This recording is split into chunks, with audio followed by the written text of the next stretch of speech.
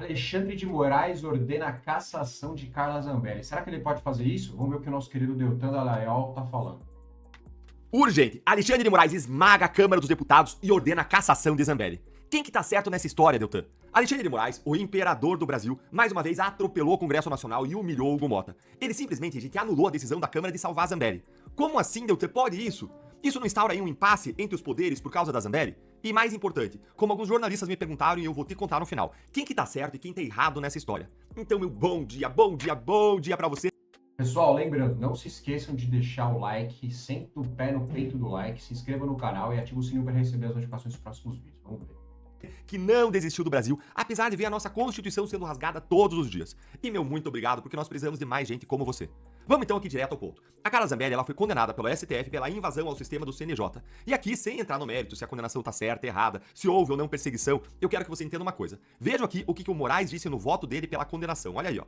Diante do exposto, decreto a perda do mandato parlamentar nos termos dos incisos 3 e parágrafo 3º do artigo 55 da Constituição Federal, que deverá ser declarada, presta atenção nessa palavra, declarada pela Câmara, pela mesa da Câmara dos Deputados. Então o Moraes, ele decretou a perda do mandato porque a Zambelli, ela foi condenada a cumprir uma pena de prisão no regime fechado por mais de 120 dias. Isso significa que ela teria um número de faltas lá na Câmara, de ausências, que é superior ao número de faltas que gera a expulsão do parlamento. Porque um deputado ou senador tem um número máximo de faltas que ele pode ter. Ele tem que trabalhar, né, gente? A ideia é a seguinte: como que ele vai trabalhar se ele estiver na prisão em regime fechado? Não dá, não tem como. Aí o STF enviou essa condenação para a Câmara cumprir, porque é o que tá lá na Constituição. Dá uma olhadinha aqui no que diz aquele artigo que o Alexandre de Moraes citou, que é o artigo 55, inciso 3 e parágrafo 3º. Dá uma olhadinha aqui comigo. Perderá o mandato o deputado ou senador. Olha ali, inciso 3º. Que deixar de comparecer em cada sessão legislativa a terça parte das sessões ordinárias da casa a que pertencer, salvo licença ou omissão por essa autorizada. Dá uma olhadinha aqui no parágrafo 3º. Nos casos previstos nos incisos 3 a 5, a gente tá falando aqui do inciso 3, a perda vai ser declarada, presta atenção nessa palavra, declarada pela mesa da casa respectiva, de ofício, ou seja, por iniciativa própria, ou mediante provocação de qualquer dos seus membros, partido político, assegurada ampla defesa. Vocês entenderam? No caso do inciso que o Moraes usou, o inciso 3º, a Câmara ela tinha apenas que declarar a perda do mandato, ou seja, não tinha que decidir nada, mas apenas ali colocar um carimbo, dizer, ó, tá perdido o mandato dela. Algo bem burocrático. Mas o Hugo Mota, ele não entendeu assim. Ele achou que isso era rebaixar a Câmara. E aí qual foi a decisão do presidente da Câmara? Ele decidiu submeter o caso pro plenário, ou seja, ele disse que ele não iria apenas declarar a perda do mandato. Veja aqui na tela o que ele fez. Aí, ó, esse documento que eu vou te mostrar é o documento aqui que você vê oficial, que você só vê aqui no canal com seus próprios olhos. O Hugo Mota, ele enviou o caso com uma representação contra a Zambelli, e aí ele mudou o inciso que deveria ser usado. Em vez do inciso 3º do artigo 55, que falava sobre a questão das faltas na Câmara, que foi o que o Moraes colocou no voto, o Hugo Mota usou outro inciso, que é o inciso 6º, que eu já vou te mostrar, daquele mesmo artigo 55 da Constituição.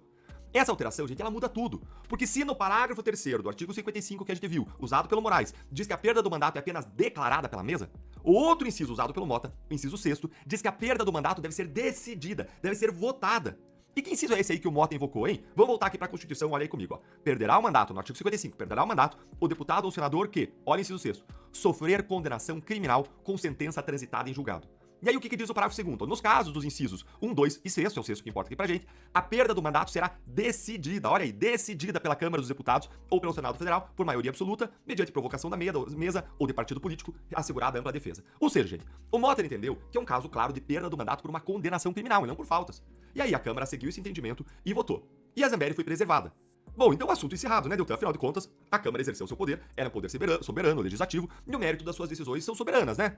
Nananina, não. Aqui é a Supremalândia. Adivinhe, o ministro Alexandre de Moraes, ele anulou ontem a votação da Câmara e determinou que a Zambelli perdesse o mandato. Essa decisão do Moraes de ontem vai ser submetida hoje ao plenário ali do Supremo Tribunal Federal. Vai ser submetida à validação do plenário da turma. Vou dar uma checadinha e depois confirmo pra vocês. O plenário da turma ali vai, acho que é a turma. Sim, a turma vai confirmar ou não, vai analisar isso. E tudo indica que vai confirmar a decisão do Alexandre de Moraes que determinou a perda do mandato e anulou a decisão da Câmara. Deltan, mas quem tá certo e quem tá errado? Pode ir lá, Alexandre de Moraes, e anular a decisão da Câmara. Gente, mais de metade do parlamento votando. É a maioria absoluta que se exigia para se declarar a cassação, não foi atingida. Pode o Moraes entrar nesse mérito e acabar com tudo? É ele mesmo que manda aqui no país? Gente, essa é a pergunta do $1 milhão e eu vou te responder agora. Então deixa aí o seu like para nossa voz conjunta contra os abusos do STF mais longe. O Moraes, ele tem um argumento para fundamentar o que ele fez nesse caso. Em vários outros casos ele não tem, né? Eu falo aqui, gente, não tem nada, não tem um inciso, não tem Constituição, não tem nada. Nesse caso ele tem um argumento, mas ele não está certo também. Como assim? Calma que você vai entender. A questão é que não é a primeira vez que a Câmara faz isso, gente. Ela fez isso lá atrás, em 2013, com outro deputado, o Natan Donadon, em que a Câmara deu uma decisão lá de cassação no plenário e salvou a pele de um condenado por crimes de quadrilha e de desvio de dinheiro público. E aí o Barroso, ele fez uma coisa parecida, mas diferente com o que o Moraes fez. O que o Barroso foi e fez? O Barroso foi e anulou a sessão da Câmara dos Deputados que salvou o deputado Natan Donadon. Mas tem um detalhe importante aqui que eu já vou te contar. O Donadon, gente, Natan Donadon, ele estava preso na Papuda. Então o Barroso entendeu que ele não poderia comparecer ao seu trabalho de deputado e perderia o mandato por faltas. Logo, a Câmara também deveria apenas declarar a extinção do mandato. Isso foi o que entendeu o Barroso. Mas veja aqui o pulo do gato. Presta muita atenção.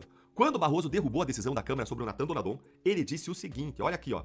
A decisão dele que você vê aí na tela. Esclareço que a presente decisão não produz a perda automática do mandato, cuja declaração, ainda quando constituído vinculado, ou seja, ainda que a Câmara esteja obrigada a fazer isso, a declaração da perda do mandato é de atribuição da mesa da Câmara dos Deputados. Vocês entenderam? O Barroso, ele não decretou a perda do mandato do Donadon, porque isso é um ato dado pela Constituição exclusivamente para a mesa da Câmara dos Deputados. O problema é que o Alexandre de Moraes ele usou essa decisão do Barroso como justificativa para sua, mas ele foi lá e fez o quê? Decretou a perda imediata do mandato da Zambelli e ainda mandou o Mota chamar o suplente da Zambelli em 48 horas, um substituto para ela. Ou seja, gente, o Moraes ele tá usurpando as funções da Câmara. Ah, Deltan, mas o Moraes também citou outra decisão aí, o caso Maluf, para justificar a decisão dele. Sim, é verdade, o Moraes cita brevemente o processo em que o Maluf foi condenado na primeira turma do STF e no qual o Fachin determinou que ele perdesse o mandato também.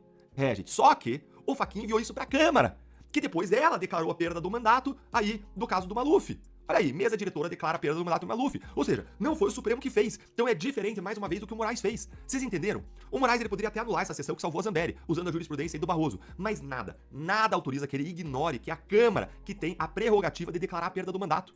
Ele tem que mandar a decisão para a mesa diretora da Câmara. Aí a mesa vai examinar isso. O que pode demorar dias, pode demorar meses, o que for. Mas não pode ele fazer. E você acha que o Moraes ele tá certo ou tá errado? Ó, deixa a sua opinião aqui nos comentários, aciona o sininho, porque logo eu vou fazer um segundo vídeo com os bastidores macabros dessas decisões envolvendo a Zambelli. Eu vou te contar o que aconteceu por trás dos panos. E mais tarde, no final do dia, provavelmente eu vou fazer um artigo da Gazeta sobre a decisão que o STF vai emitir hoje, confirmando ou desconfirmando a decisão do ministro Alexandre de Moraes.